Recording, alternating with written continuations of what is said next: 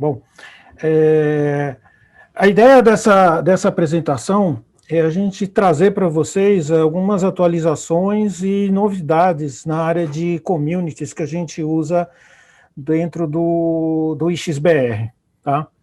Então, assim, a ideia é meio que iniciar com a comunidade aí uma discussão, uma troca de ideias, né, sobre o que a gente está implementando. A gente está aberto aí a algumas discussões, a pequenos ajustes que se façam necessários aí nessa proposta aí que a gente tem, tá? Então, assim, a ideia hoje aqui é fazer uma apresentação rápida, apresentar as informações e a gente poder ter tempo aí para responder algumas perguntas, trocar algumas ideias, tá? A gente vai divulgar esse trabalho através do site do IX, a gente vai colocar o documento em português e em inglês, para que todo mundo esteja ciente aí do que a gente vai ter, tá? Então, assim, panorama atual, quer dizer, dos route servers, tá? Quer dizer, hoje a gente tem uma versão em São Paulo que roda Multibird, tem suporte a communities, filtros, validação de origem, usando RPKI e os dados do registro BR, e nas demais localidades a gente está usando o Bird 1.6, com suporte a communities, com filtro de anúncios inválidos, né, as coisas normais aí de validação, mas ainda sem a validação de origem, tá? Então, um trabalho aí que a gente está desenvolvendo durante esse ano, tá? Que é a gente levar essas funcionalidades que a gente tem hoje em São Paulo para todas as localidades, tá? Então, esse é um trabalho que ele está praticamente pronto, tá? A gente estaria iniciando uma implementação em produção em algumas localidades agora, já no... A gente queria fazer isso antes do IX Fórum, mas por questão de férias de pessoal e essa época aí meio conturbada aí de Natal, Ano Novo, a gente preferiu adiar isso para o começo do ano que vem, tá?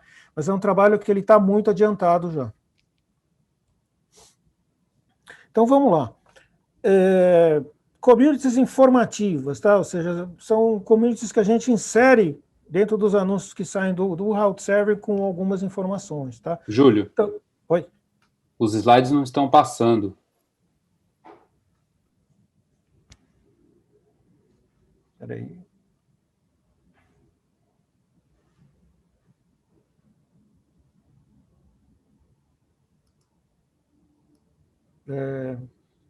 A minha tela não está compartilhada, é isso? Está compartilhada, mas a gente está vendo só o primeiro slide. O de título. Agora sim. Tá.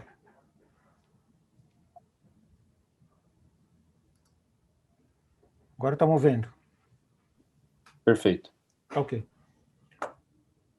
Então vamos lá. As informativas, tá? Ou seja, hoje a gente já informa qual que é o AS de origem, né? Que a gente recebeu esse anúncio e qual é a localidade do PTT que está fazendo esse anúncio, tá? Aí agora a gente vai ter umas informações novas. A gente vai estar informando um valor de RTT, tá? Uma classe de RTT que a gente percebe entre o route server e o peer, tá? E também uma medida de perda de pacote, tá? Então vamos lá, alguns comentários sobre essa questão do RTT e perda de pacote. O RTT, a gente vai estar fazendo alguns testes entre o route server, um dos route servers e o peer, provavelmente com uma medida a cada 15 minutos, tá? E em janelas de a cada 3 horas, a gente vai avaliar os 60 melhores resultados, tá? Que a gente obtiver e vai ter uma medida da latência entre o participante e a infraestrutura de rede do X, tá? Perda de pacote, a ideia é fazer testes durante o horário de pico, entre as 7 e as 11 horas da noite, para a gente verificar se o link do participante tem principalmente algum problema de saturação, tá? A gente quer pegar uma exceção, tá? Quer dizer, a gente quer saber se na pior condição existe algum problema, tá? Para poder classificar, né? Ou seja, para quem está fazendo engenharia de tráfego, poder tomar alguma decisão durante, por exemplo, os horários de pico. A gente não considera que uma conexão normal que tenha perda de pacotes deva continuar em produção, tá? Quer dizer, isso tem que ser aberto um ticket de suporte, isso tem que ser corrigido, tá? Não, essa ferramenta aqui não é para resolver esse problema, tá? A parte de engenharia de tráfego já são communities que algumas a gente já tem, né, hoje em uso, que seria anunciar para um ASN específico ou não anunciar para um ASN, tá? Quer dizer, que isso aí substituiu os filtros que a gente tinha, tá? A adição de prependes, né, sem nenhuma, vamos dizer assim, necessidade extra, ou seja, a definição de quem está anunciando, quer que ponha mais prepends, e também a gente aceita fazer graceful shutdown com o peer. Tá? Agora a gente vai ter algumas possibilidades, né, de fazer engenharia de tráfego em função em que RIR de que o ASN, né, que a gente vai enviar o anúncio pertence, tá?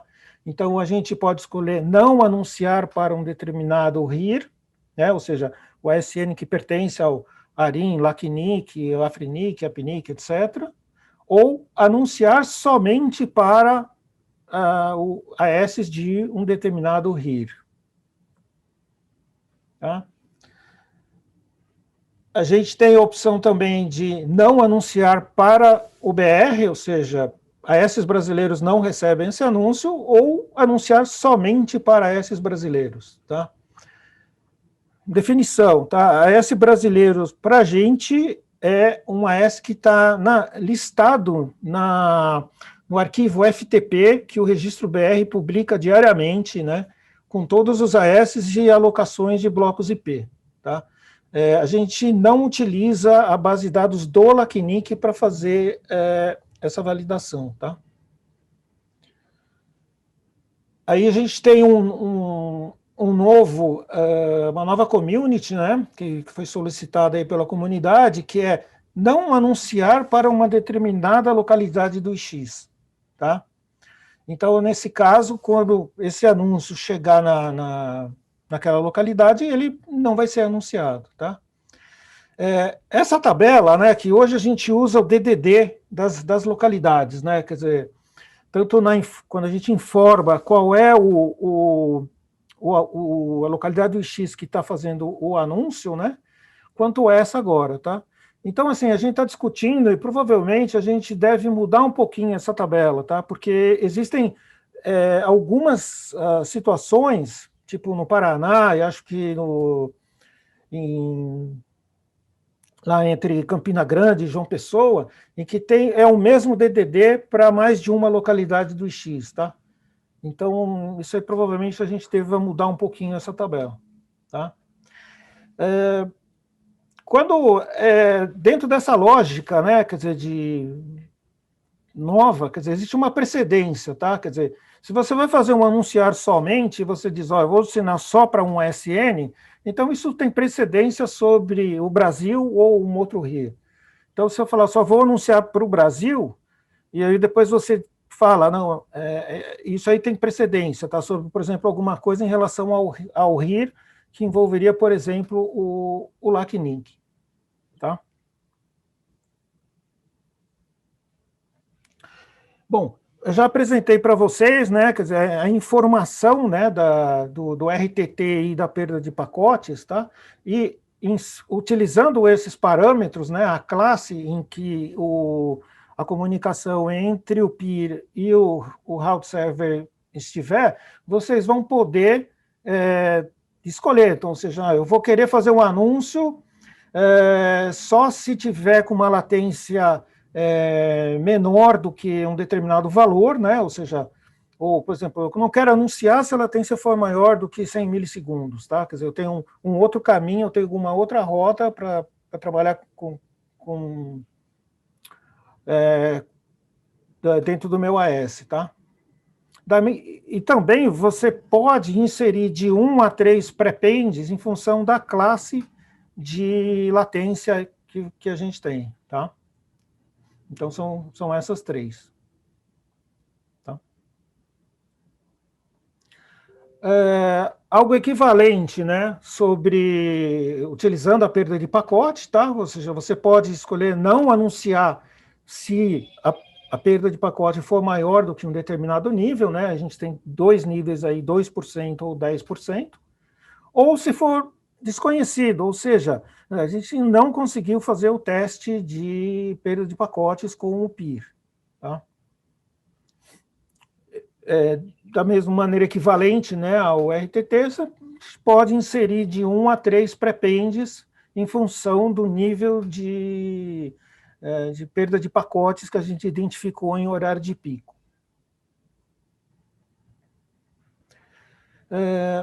Bom, esses outros filtros aqui, agora, a gente entra naquela parte de validação de origem, né? Então, esses 2 conjuntos já são os que estão em uso hoje, tá? Ou seja, a gente marca o resultado da nossa validação em RPKI e em cima da base do registro, lembrando que o mais prioritário é a validação pelo RPKI, e em seguida a gente tenta validar com os dados do registro BR. Tá? Agora, a gente também vai poder utilizar dados a partir de AS7, tá? Ou seja, a gente vai consultar os IRRs, ver os AS7s definidos por cada rede, tá? E se o anúncio estiver contido dentro desse AS7, a gente vai prosseguir com...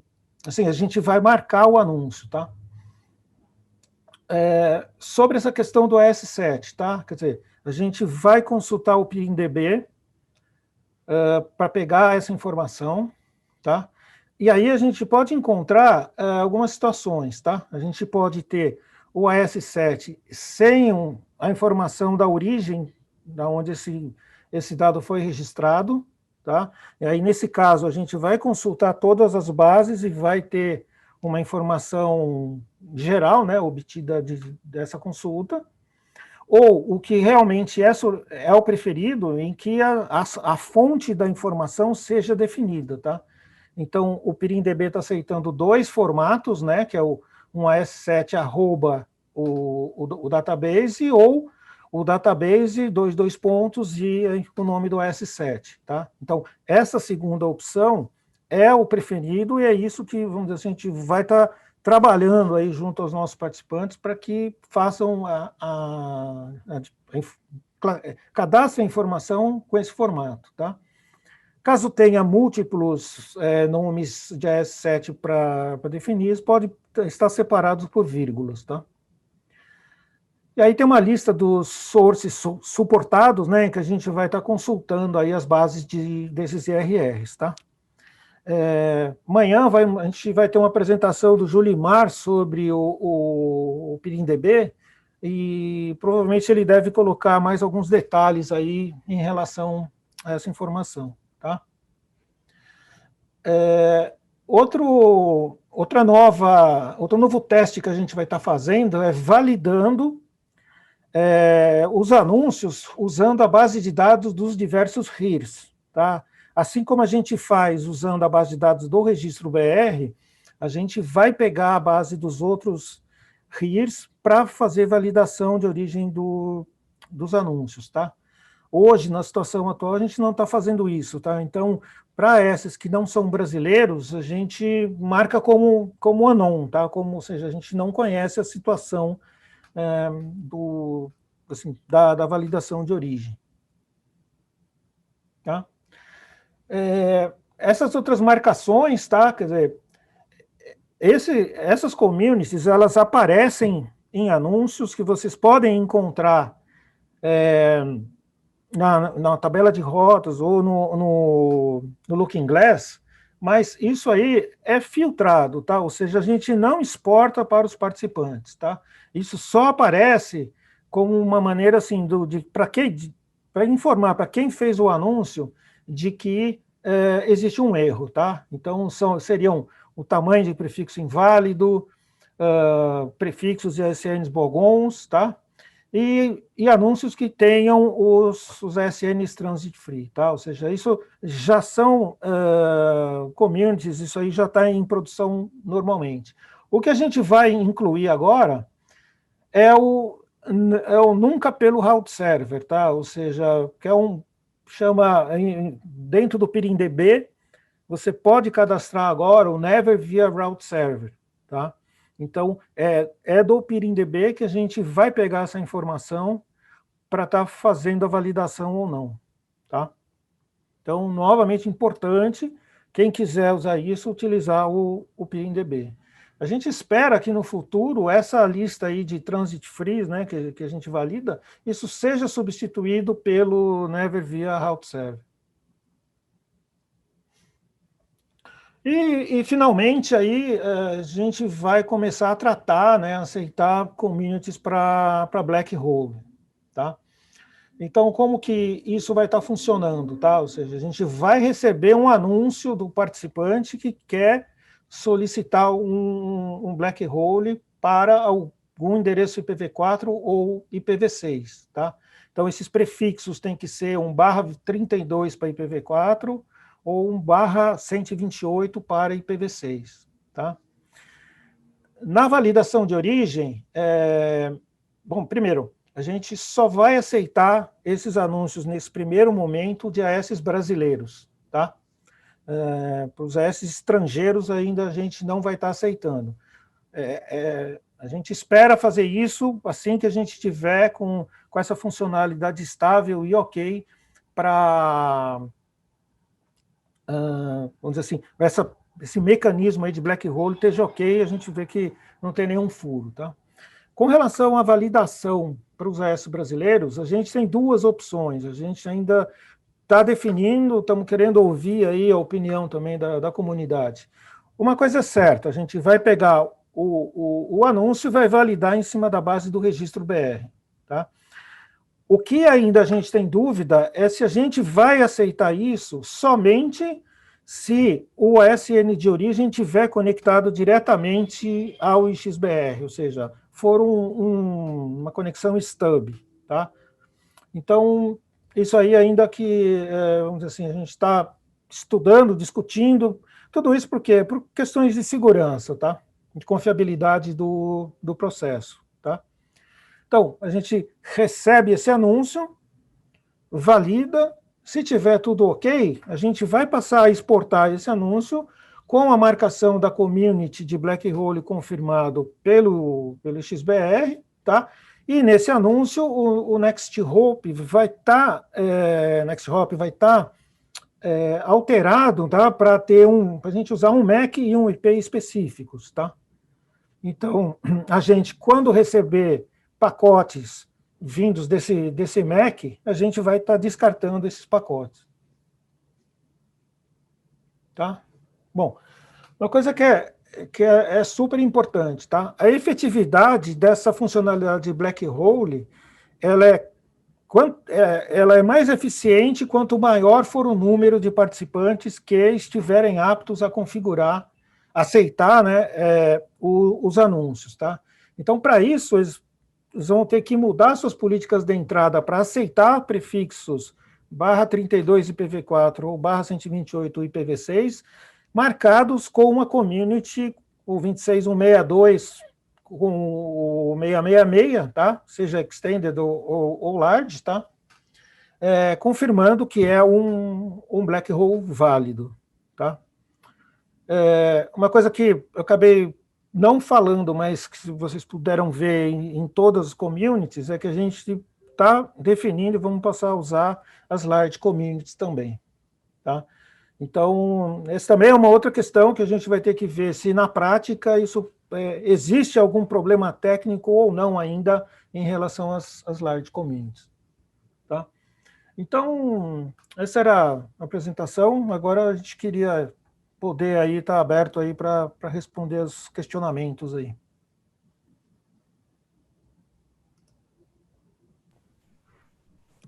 Muito obrigada, Júlio.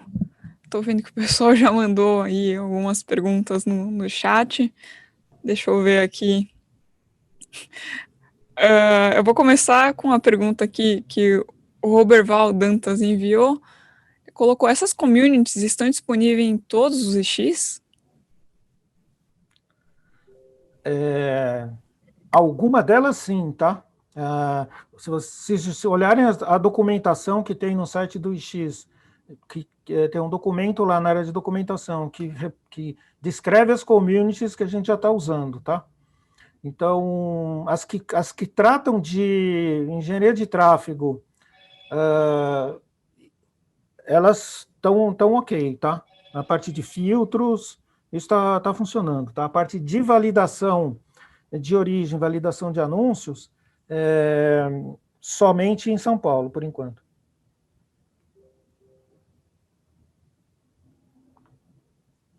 A Irina pediu para eu ajudar aqui na função de ler as perguntas, e como era de se esperar, tem algumas perguntas e sugestões aqui do Douglas Fischer.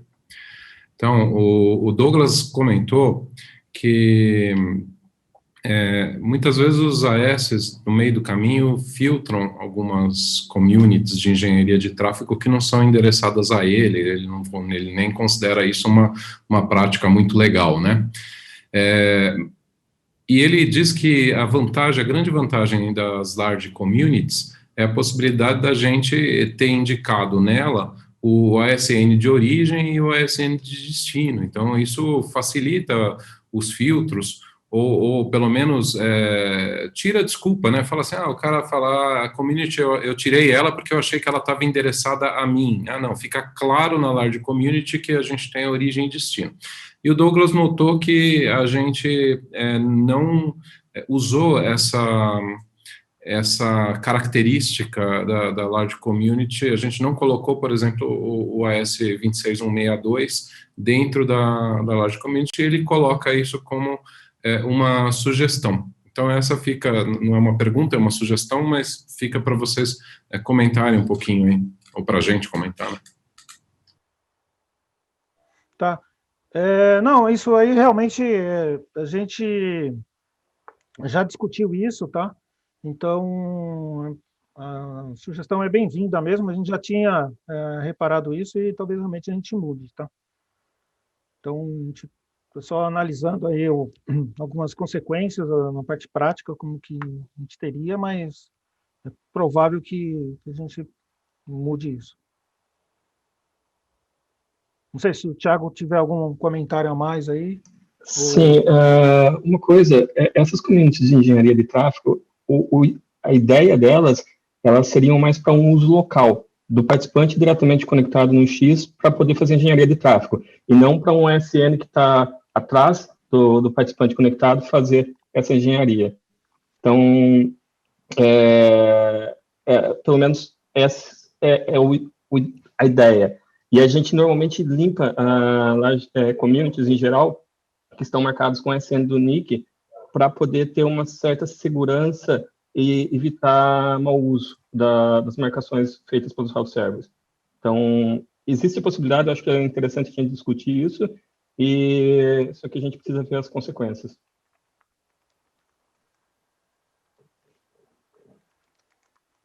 Certo. Obrigada, Thiago. Obrigada, Júlio. Eu selecionei aqui uma outra pergunta que enviaram no chat do YouTube. Eu peguei a pergunta do Lima, da Lima.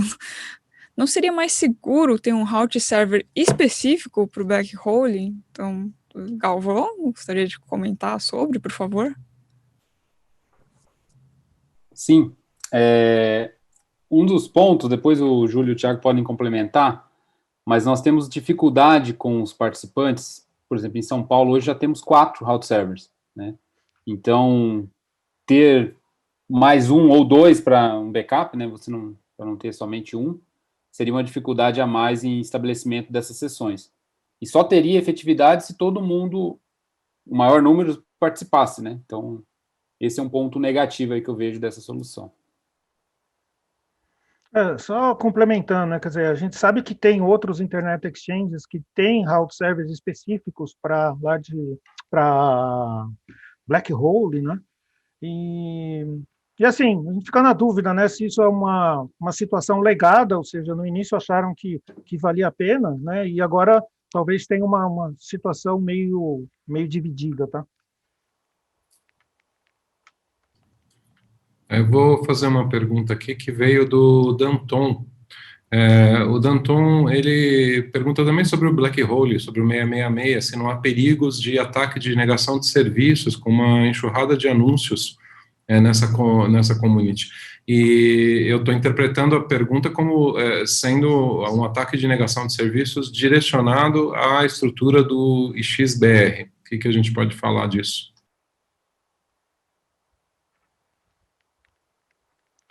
Bom, eu não sei, assim, a gente tem que avaliar esse tipo de situação, tá? A gente, durante aí as discussões aí dessa implementação, a gente tentou chegar a criar, a pensar em criar algum tipo de handshake, né, entre o anunciante e o route server, né, com algum tipo de senha, validação, para tentar inibir esse tipo de situação, tá?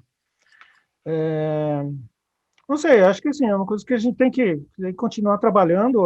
Nossa ideia é estar monitorando, né, o uso dessas communities de black hole, né, e se tiver alguma situação indevida aí, talvez a gente tenha alguma ação.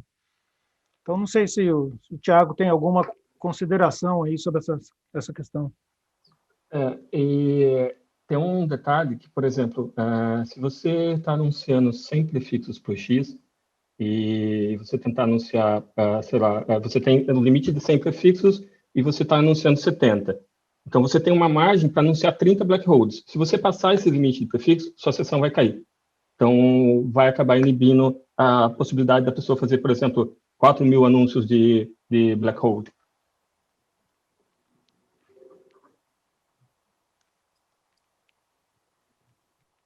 Obrigada, Thiago. Obrigada, Júlio. Chegou aqui uma pergunta do Luiz Gustavo, aí envolvendo um pouquinho do assunto de segurança, né? Como será feita a validação dos anúncios de black hole com RPKI? Então, eu queria saber se você já tem aí alguma informação em relação a isso, agora que o RPKI começou na nossa região aqui do Brasil. Tá. Assim, a ideia é não usar o RPKI para validação de origem de anúncios de black hole, tá? A gente vai usar a base de dados do registro BR, tá? Porque senão, assim, quer dizer, todo mundo, toda SN toda S precisaria gerar um ROA para cada um dos seus endereços IP, né? Porque teria que ser um /32 ou um /128, tá? Então, no caso específico da validação de origem com a marca aí do Black Hole, vai ser feito pela base do registro BR.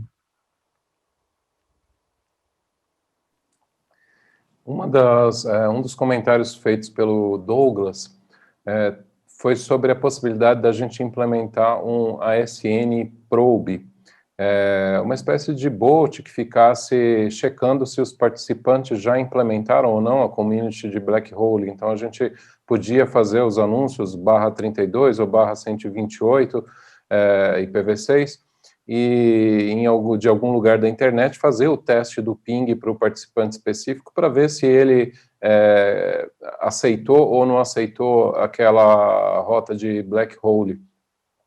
Então, tem uma pergunta implícita aí, se a gente está pensando em fazer isso ou não, em ter algum tipo de probe para ver como que vai estar a aceitação da comunidade em relação à implementação dessa política, porque ela não depende só do XBR, né? Como o Júlio comentou na apresentação, ela depende dos participantes também aceitarem ou não isso.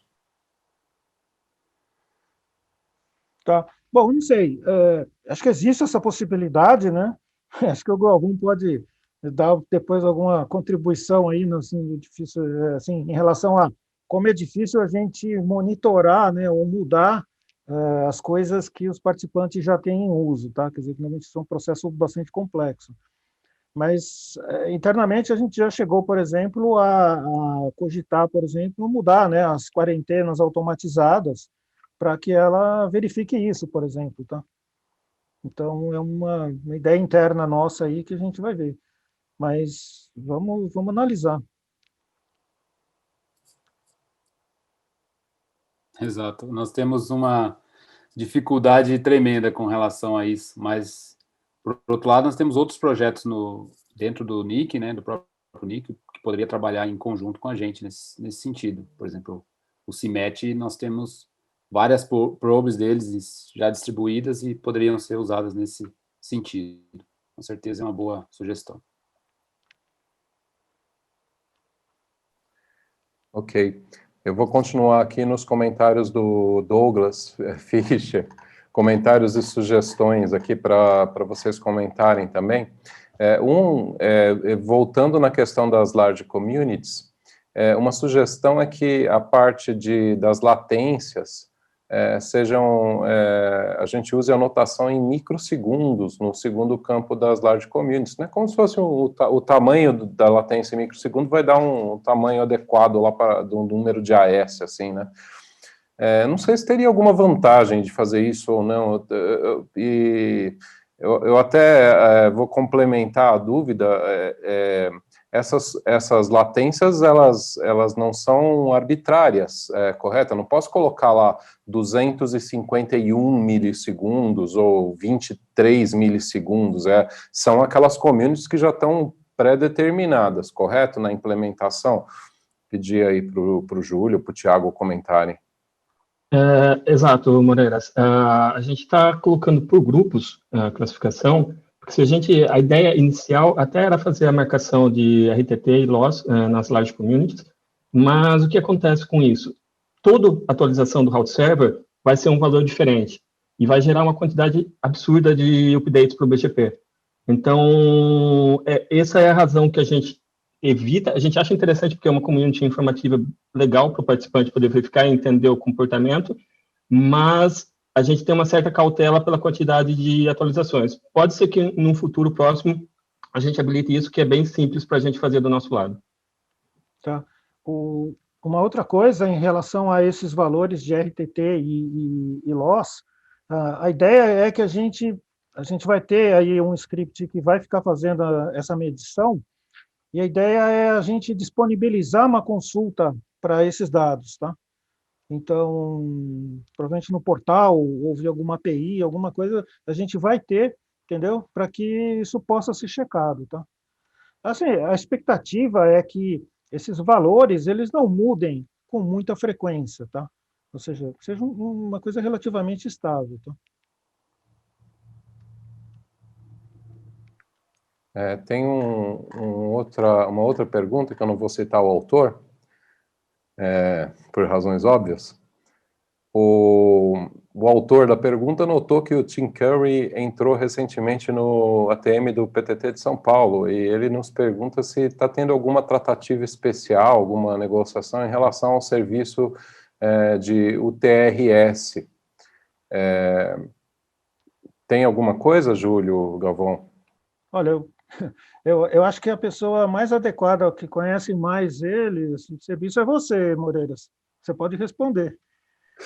Então, eu responderia de que não, esse serviço é um serviço bastante interessante, mas nós do IX não estamos com nenhuma tratativa em particular relacionada a Black Hole, mas eu recomendo para o pessoal que está assistindo a live dar uma pesquisada no Tim Curry e nesse serviço TRS em particular, porque ele parece bastante interessante.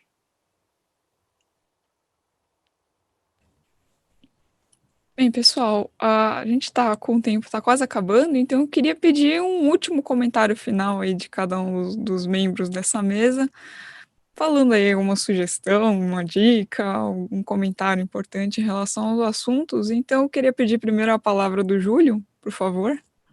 Tá. Bom, assim, a ideia nossa é realmente assim, é poder interagir com a comunidade, né? Quer dizer, a gente aceita aí sugestões, a gente tem margem de manobra aí para estar mudando um pouco a implementação, quer dizer, a gente está na fase final aí, e ajustes pequenos, isso a gente pode estar fazendo sem problema, tá? E assim, acho que assim, existem vários e-mails aí que o pessoal pode entrar em contato com a gente, e se for o caso, pode abrir um ticket de suporte dentro do portal do XBR também, destacando esse tema aí, que o pessoal vai encaminhar isso para a engenharia. Tá? Obrigada, Júlio. Galvão, por favor. Só queria deixar registrado aqui que esse é um pedido antigo, né, da comunidade, igual o Júlio comentou, e assim, eu estou usando até a camiseta aqui desde o ano passado já para fazer essa parte aí nesse processo, mas enfim, acho que agora sugestões são bem-vindas e acho que agora a gente finalmente vai conseguir implementar aí a Black Hole. Obrigada, Galvão. Tiago, por favor. Basicamente, eu acho que a participação da comunidade, eu acho que é muito importante nesses processos de mudança para funções, porque vocês têm a melhor visão do que vocês precisam que seja implementado. Então, eu acho que esse é o ponto crucial, e acredito que a gente não vai parar só nisso, a gente tem outras ideias, e talvez em um futuro próximo a gente tenha outra apresentação com mais outras funções. Com certeza. Obrigada, Moreiras. Suas palavras finais? Bom, só chamar a atenção da comunidade técnica para que todos fiquem atentos a essas mudanças, porque algumas delas dependem, inclusive, da colaboração, né? Como uma das perguntas foi feita, como vocês vão testar se a comunidade técnica está aceitando? Em particular, a community de Black Hole, né? Se os participantes não fizerem a configuração para aceitar esses anúncios, de nada vai adiantar. Então é muito importante que a comunidade técnica esteja atenta, que o pessoal aí que é consultor, que está assistindo, acompanhe isso de perto e oriente os seus clientes também. Ajudem a gente nessa orientação, né, para fazer essa configuração de forma correta e o serviço funcionar bem para todo mundo. Então é isso, vamos encerrar então essa apresentação painel aí. Eu queria agradecer a participação de todos aí, Tiago, Galvão, Moreiras.